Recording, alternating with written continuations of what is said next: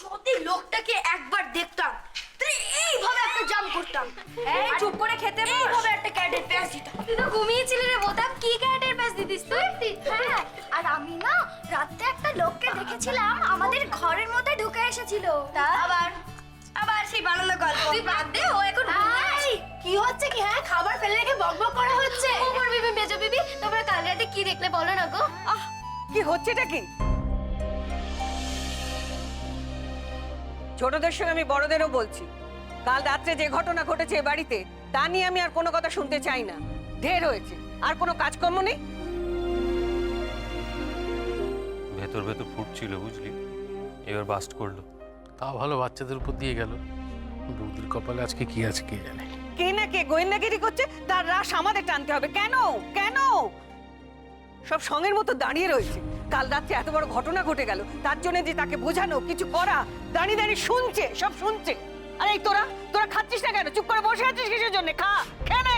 মা, এই সত্যমেশদা, মা তুমি ওদেরকে বকাবকি করছো কেন?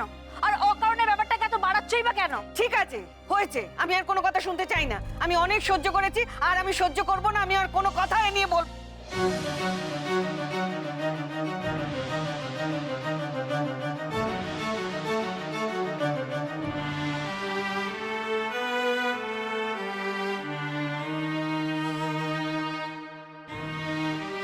বেয়ান, এবার আপনার নিজের মেয়েকে বোঝাবার দায়িত্ব আপনি নিন। আমি অনেক বলেছি, ও আমার কথা শোনে না।